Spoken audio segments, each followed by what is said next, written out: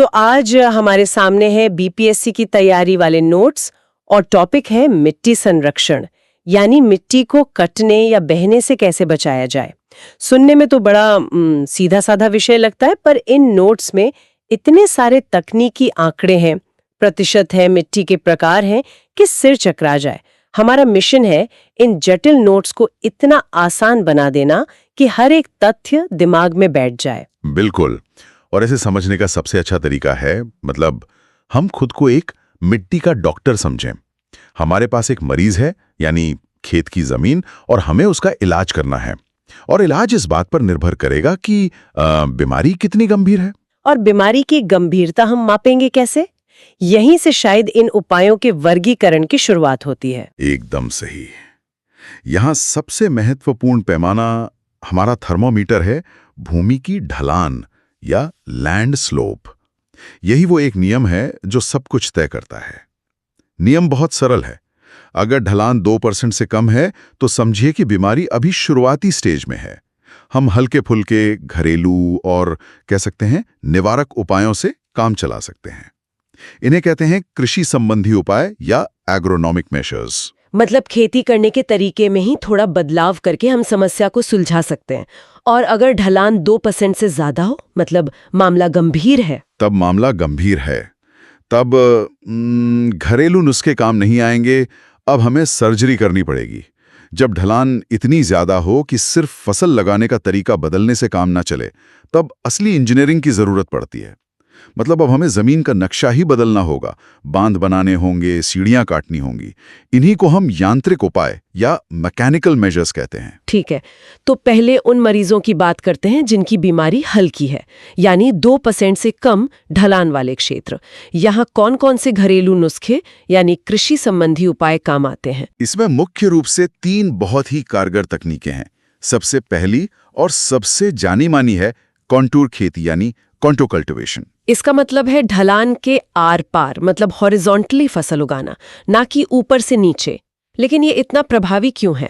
इसे ऐसे समझिए कि हर फसल की कतार एक छोटा अस्थाई बांध बन जाती है। कल्पना कीजिए, जब पानी ढलान से नीचे की ओर भागता है तो ये कतारें उसे रोककर कहती हैं, रुको, इतनी जल्दी क्या है। इस ठहराव में पानी को जमीन में धीरे धीरे सोखने का मौका मिल जाता है। अच्छा, तो ये पानी के बहाव के लिए स्पीड ब्रेकर की तरह काम करती हैं। इससे तो पानी भी बचता होगा। बिल्कुल। और सिर्फ पानी ही नहीं, जब पानी तेजी से बहता है तो वो अपने साथ मिट्टी की सबसे कीमती ऊपरी परत को भी ले जाता है, जिसमें सारे पोषक तत्व होते हैं। ये कॉन्टूर की कतारें उस मिट्टी और पोषक तत्वों को भी वहीं रोक लेती हैं। तो एक ही तकनीक से मतलब 3 निशाने लगते हैं: मिट्टी का संरक्षण, उसकी उर्वरता का संरक्षण और पानी का संरक्षण। एकदम। वाह, एक तीर से 3 शिकार। चलिए दूसरे उपाय पर आते हैं। नोट्स में मल्चिंग का जिक्र है। ये तो नमी बचाने के बारे में है ना? हाँ, मल्चिंग एक तरह से जमीन को एक कंबल ओढ़ाना है। इसमें हम मिट्टी की सतह पर फसल के अवशेष, पत्तियां, खाद या आजकल तो पॉलीथीन फिल्म की एक परत बिछा देते हैं। यह परत सीधी धूप को मिट्टी तक पहुंचने से रोकती है, जिससे वाष्पीकरण यानी इवेपोरेशन बहुत कम हो जाता है। तो ये कंबल मिट्टी की नमी को अंदर ही लॉक कर देता है। ये किन इलाकों के लिए सबसे ज्यादा जरूरी होगा? ये परीक्षा के लिए एक बहुत महत्वपूर्ण बिंदु है। शुष्क क्षेत्रों यानी ड्राई रीजन्स में, जहां पानी की वैसे ही कमी होती है, वहां मिट्टी की नमी को बचाना सबसे बड़ी चुनौती है। इसलिए मल्चिंग को उन क्षेत्रों में कटाव कम करने और नमी बचाने की सबसे महत्वपूर्ण रणनीति माना जाता है। समझ गई। और तीसरा कृषि संबंधी उपाय है स्ट्रिप क्रॉपिंग या पट्टीदार खेती। ये नाम से ही लग रहा है कि इसमें कोई पैटर्न होगा। ये बहुत ही चतुर प्रणाली है। इसमें हम 2 अलग-अलग तरह की फसलों की पट्टियां एक के बाद एक उगाते हैं। एक फसल होती है कटाव को रोकने वाली, जैसे कोई दाल या घनी उगने वाली घास, और उसके बगल में पट्टी होती है कटाव को बढ़ावा देने वाली फसल की, जैसे मक्का या कपास, जिनकी कतारों के बीच ज्यादा खाली जगह होती है। तो एक फसल दूसरे के बॉडीगार्ड बन जाती है। एकदम सही। जब पानी और हवा मक्का या कपास की पट्टियों से मिट्टी उड़ाकर या बहाकर ले जाते हैं, तो अगली ही पट्टी में लगी घनी घास उसे एक फिल्टर की तरह पकड़ लेती है। इससे मिट्टी और पोषक तत्व खेत से बाहर जा ही नहीं पाते। तो ये तो हुए वो उपाय जहां हम प्रकृति के साथ मिलकर काम कर रहे हैं, बस खेती का तरीका बदल रहे हैं। लेकिन तब क्या होता है जब ढलान का मर्ज इतना बढ़ जाए कि ये कोमल तरीके, ये घरेलू नुस्खे फेल हो जाएं? तब डॉक्टर को सर्जिकल टूल उठाने ही पड़ते हैं। यहीं से यांत्रिक उपायों यानी मैकेनिकल मेजर्स का काम शुरू होता है। अब हम जमीन के साथ बात नहीं कर रहे हैं, अब हम उसे इंजीनियरिंग से बदल रहे हैं। और इसमें सबसे आम सर्जरी है बंडिंग। बंडिंग यानी छोटे-छोटे मिट्टी के बांध या मेड़ बनाना। जी, नोट्स के हिसाब से इसके भी दो प्रकार है, कॉन्टूर बंडिंग और ग्रेडेड बंडिंग। इनमें क्या फर्क है? फर्क है ढलान और बारिश की मात्रा का। कॉन्टूर बंडिंग वहां की जाती है जहां ढलान 6% तक हो और इलाका शुष्क या अर्धशुष्क हो। यहां मकसद होता है बारिश की हर बूंद को खेत में ही रोक लेना। इसलिए ये बांध कॉन्टूर लाइन पर यानी समान ऊंचाई पर बनाए जाते हैं। और ग्रेडेड बंडिंग, इसके नाम में ग्रेड है, मतलब इसमें शायद ढलान दी जाती होगी। बिल्कुल, ग्रेडेड बंडिंग उन इलाकों के लिए है जहां बारिश बहुत ज्यादा होती है, 800 मिलीमीटर प्रति वर्ष से भी अधिक, और ढलान 2 से 10% के बीच होती है। यहां हमारा मकसद पानी को रोकना नहीं, बल्कि अतिरिक्त पानी को बिना कटाव किए सुरक्षित रूप से खेत से बाहर निकालना है। इसलिए इन बांधों में एक हल्की सी ढलान दी जाती है ताकि पानी धीरे धीरे बहकर निकल जाए।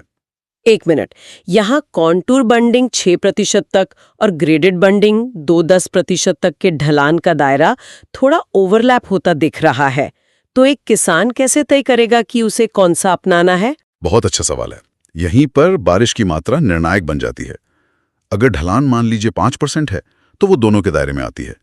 लेकिन अगर वहां बारिश कम होती है, तो हम पानी बचाना चाहेंगे और कॉन्टूर बंडिंग करेंगे।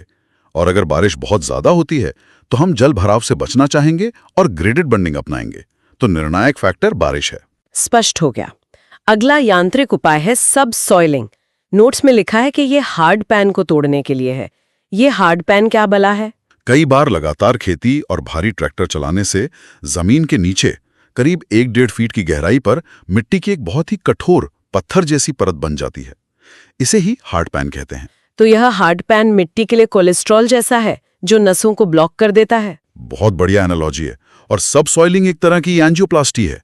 हम एक लंबा औजार, जिसे सब सॉइलर कहते हैं, जमीन में भेजकर इस कठोर परत को चीर देते हैं या तोड़ देते हैं। इससे पानी और पौधों की जड़ों के लिए नीचे जाने का रास्ता फिर से खुल जाता है। और परीक्षा के लिए इसके कुछ खास नंबर भी याद रखने होंगे। हाँ, ये नंबर महत्वपूर्ण है।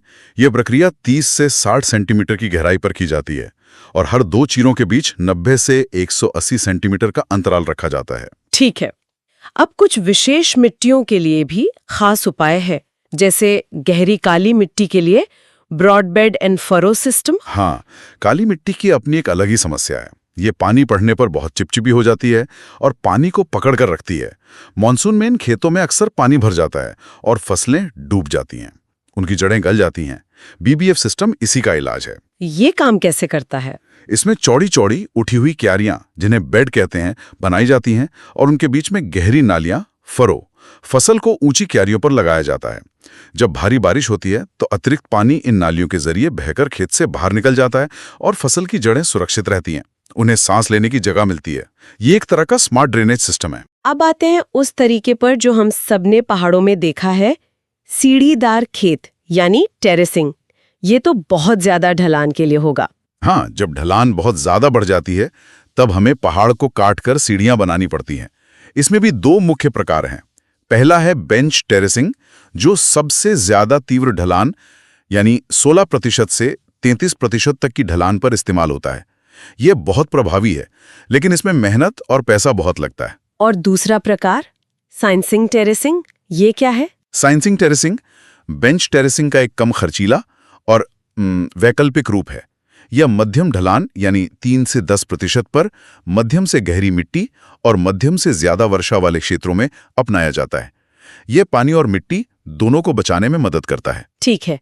अब तक हमने मिट्टी और इंजीनियरिंग की बात की। क्या हम पौधों का इस्तेमाल भी एक टूल की तरह कर सकते हैं? नोट्स में वानस्पतिक अवरोध का जिक्र है। बिल्कुल कर सकते हैं। इसे वेजिटेटिव बैरियर्स कहते हैं। इसमें हम कंटूर लाइन के साथ साथ घास या झाड़ियों की एक घनी पट्टी लगा देते हैं।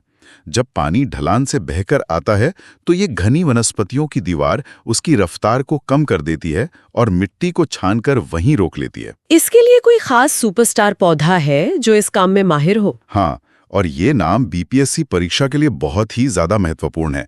खस नाम का पौधा, जिसका वैज्ञानिक नाम है वेटिवेरिया ज़ेलानिका, इसे इस काम के लिए सबसे बेहतरीन माना जाता है। इसकी खासियत है इसकी जड़ प्रणाली।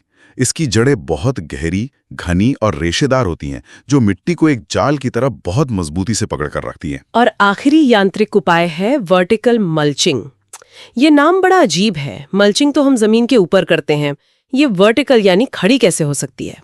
आपका सवाल ही इसका जवाब है। ये सामान्य मल्चिंग से बिल्कुल अलग है। इसमें हम जमीन के ऊपर कुछ नहीं बिछाते, बल्कि जमीन के अंदर जाते हैं। ढलान के आर पार कुछ कुछ दूरी पर संकरी और गहरी खाइयां खोदी जाती हैं और उनमें पुआल या फसल के अवशेष भर दिए जाते हैं। अच्छा, तो ये पानी को सतह पर बहने देने के बजाय सीधे जड़ों के पास मिट्टी की गहरी परतों में पहुंचाने का एक शॉर्टकट है। एकदम सही पकड़ा। ये पानी को सीधे मिट्टी के बैंक अकाउंट में जमा कर देता है और इसका सबसे आम इस्तेमाल कॉफी के बागानों में होता है। ये भी परीक्षा के लिए एक जरूरी फैक्ट है। ये सारी जानकारी बहुत विस्तृत है। अब परीक्षा से पहले इन सब आंकड़ों और तथ्यों को जल्दी से दोहराने का समय है। हाँ, चलिए क्विक रिवीजन करते हैं। इसे एक मैच द फॉलोइंग गेम की तरह देखते हैं, जो परीक्षा में बहुत काम आएगा। सबसे पहले ढलान का थर्मोमीटर 2% से कम। तो कृषि संबंधी उपाय 6% तक। कंटूर बंडिंग 2 से 10% तक। ग्रेडेड बंडिंग 3 से 10% तक। जिगजैग टेरेसिंग और जब मामला बहुत गंभीर हो 16 से 33% तक। तो बेंच टेरेसिंग। बहुत बढ़िया। अब स्थितियों और उनके विशेष उपायों का मिलान करते हैं। मैं स्थिति बोलती हूँ, आप उसका सटीक उपाय बताइए। ये एक रैपिड फायर राउंड है। तैयार? बिल्कुल तैयार।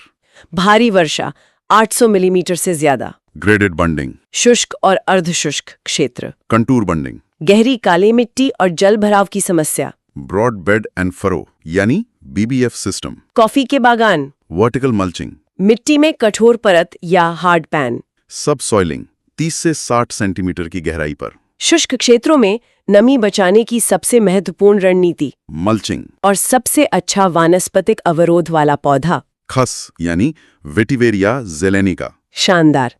यह सूची तो सीधे सीधे परीक्षा में अंक दिला सकती है। तो इस पूरी चर्चा से बीपीएससी एस्पिरेंट्स के लिए मुख्य निष्कर्ष क्या है? 3 मुख्य बातें हैं जो हमेशा याद रखनी है। पहली, इलाज का फैसला 2% ढलान के नियम से होता है। ये पहला और सबसे बुनियादी विभाजक है।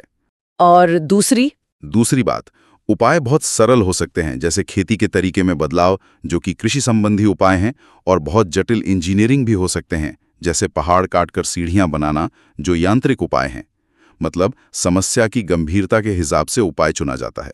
और सबसे जरूरी बात, तीसरी और सबसे महत्वपूर्ण बात, बीपीएससी जैसी परीक्षा में सफलता के लिए इन सटीक आंकड़ों को याद रखना बहुत जरूरी है। ढलान का प्रतिशत, बारिश के मिलीमीटर, mm और मिट्टी के प्रकार। यही वो डिटेल्स हैं जो आपको बाकियों से आगे ले जाएंगी।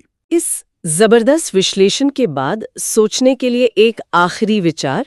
हमने इन सभी तकनीकों को अलग अलग समझा, लेकिन असल दुनिया में तो मिट्टी, पानी, फसलें और मौसम सब एक दूसरे से जुड़े हुए हैं। तो सोचने वाली बात यह है, आज जब हम जलवायु परिवर्तन के दौर में जी रहे हैं, जहां कभी सूखा पड़ता है तो कभी बाढ़ आ जाती है, इन सभी उपायों का एक एकीकृत यानी इंटीग्रेटेड मॉडल बनाकर स्थानीय कृषि समुदायों को आत्मनिर्भर और जलवायु प्रतिरोधी बनाने में कैसे मदद की जा सकती है।